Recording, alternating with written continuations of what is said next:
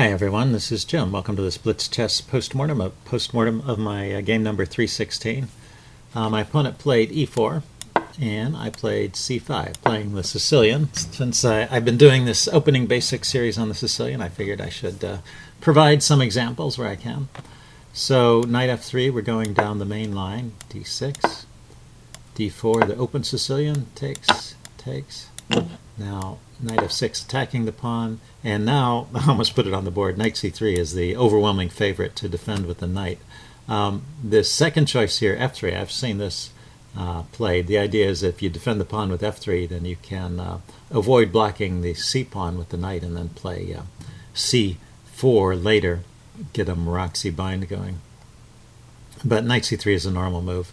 And bishop d3, the third choice, is a bit suspicious because it leaves this knight undefended, and now that knight can be attacked in various ways. Looks like knight c6 or e5 are suggestions from the chess engine, and knight c6 seemed like the most logical way to play it to me. It's attacking the loose knight and forcing some kind of response.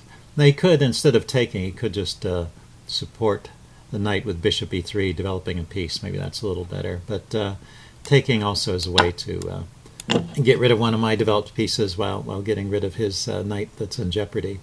But it brings a pawn towards the center, and I have a little more influence, more center influence than is typical in a Sicilian, and so the position is good for black. He's already pretty much equalized.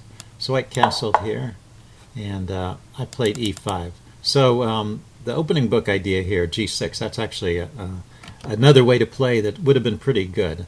I didn't think of this in the game, but just play g6 and bishop to g7, and you've got this nice diagonal to play with, and then you keep your center restrained in the typical Sicilian fashion. Maybe you can push on with c5 and get a kind of perfect setup with control on the dark squares here. So that's a way to play. I played e5, which is not a bad move. Just grabbing a little more space in the center and preparing to deal with this future kingside attack that white often plans in the Sicilian.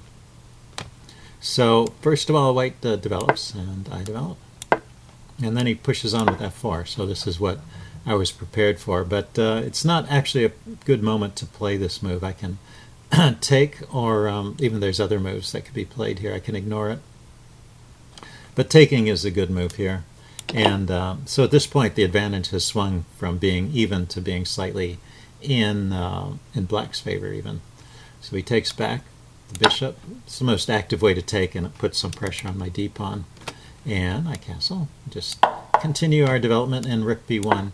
And now here I thought this next move was a very instructive moment. One of the engine suggestions here is knight g4, but the other one is bishop e6. Knight g4 I have mixed feelings about, but maybe the knight from there is going to swing back to e5, so that might be a good plan. I was mostly thinking about developing the bishop, and the question is it better placed here or here? And the engine is clearly recommending bishop e6 as the way to go. And if you look at it, let's erase a few of these arrows. A bishop on e6, it's got two good diagonals, so it immediately controls a number of squares on the board. Whereas the move I played, bishop b7, the bishop is blocked by the c-pawn. So that's the way it was played. And the thing about it is I actually want to keep the c-pawn here in a way, because the c-pawn is controlling these squares which keep his knight from getting into the game. And so this pawn is going to be sitting here for a while. I was thinking, in the long run, this is going to be a good diagonal to have the bishop on, but in the short term, in the immediate future here, it looks like the bishop is just going to be blocked in by my own pieces, and so it's not a particularly good square for the bishop. And you see the advantage swung from being in black's favor to being in white's favor. So this was a bit of a positional mistake, I guess, and kind of an instructive moment. So my opponent played e5 here. Good move, just opening up the center here, and his pieces are pretty well positioned. As he pushes forward, he's got active bishops now. So I take, and he took back with the bishop. And now I realize, I've got this problem with my bishop being blocked in by its own pawn. So eventually I decide it's better to go ahead and push that forward and open up this line. But it does create more weaknesses in my camp in these light squares that he can potentially take advantage of. Although not right away. He needs to prepare it with a move like Queen E2. That would be a good move here, and White really has got an excellent position at that point. He just made a mistake. I assume this was a counting error where he just placed his knight here and didn't realize that I could just take it, which I did, and he resigned at this point. So I was a little bit surprised he resigned so quickly, because there's still some tactics left in the position. For example, he could have tried Queen G4, which is a double attack. It's hitting the knight and it's threatening checkmate. But there are various ways to defend. I can defend with knight F6 or F6 or even knight G5. The line I had seen when I was thinking about this was knight G5 and then H4, trying to kick the knight. If the knight moves, then there's checkmate. And but the engine says, well, I could just counterpunch with H5. So, but there was this other line here as I was investigating this I thought was kind of interesting. So watch this. The engine saying another way to defend is to play C4 here.